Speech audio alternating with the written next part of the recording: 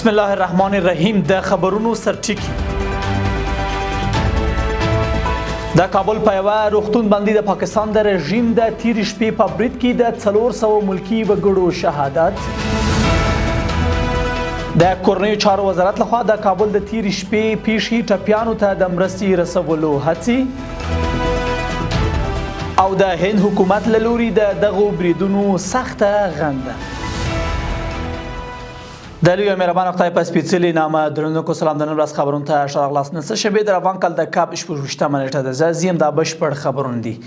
د اسلامي امارات مرستیال بیان ملا حمدالله فطرت وایي چې په کابل کې د معتادینو د درملنې پر یوه روغتون د پاکستان د پوځي رژیم د برید په پایله کې 400 تنه شهیدان شوي او شاوخوا 250 نور ټپیان دي. د اسلامي امارات مرستیال بیان د دې پیښې د قربانیانو شمیر د زیاتېدو په اړه د اندېښنې په څرګندولو سره ویلي چې د ژغورنې ډلې هڅه کوي شهیدان او ټپیانو ته رسیدنه وکړي.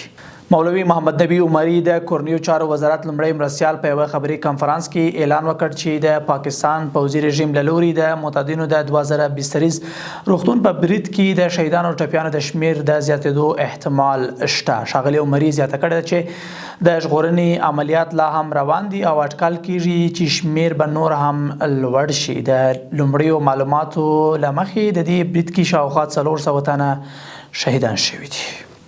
د خبرونو دوام کابل پر ملکی وګړو د تیرې شپې بریدونو د هیواد د کرکټ ملي لوبډلې د لوبغاړو سخت غبرګونونه راپارولي دي. راشد خان د افغانستان د کرکټ ملي لوبډلې لوبغاړی ویلي چې د ملکی وګړو کورونه، تعلیمي مرکزونه او یا هم روغتیايي بنسټونه په نښه کول که په قصدي ډول وي او که په تېروتنه د جګړې جرم بلل کیږي. هغه له ملګرو ملتونو او نورو بشري حقونو بنسټونو وغوښتل چې دا وروستۍ فاجعه په بشپړ ډول وڅېړي او عاملین یې ځوابوونکي وګرځوي. په همدې حال کې محمد نبی عیساخیل د کرکټ ملي لوبډلې بل لوبغاړی د کابل د معتادینو د درملنې پر روغتون د پاکستان د پوځي رژیم د برید په اړه وویل چې هغوی داسې کسان و چې کورنۍ یې غوښتل چې بیرته عادي ژوند ته ستانه شي.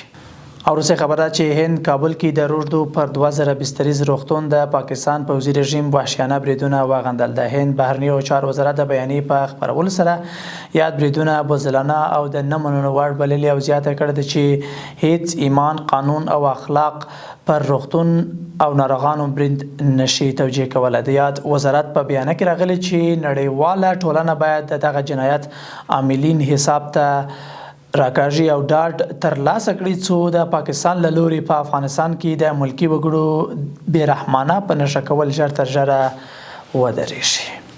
قدرمنونکو له ملتیا مو مننه. تر بیا ښه وخت او ښه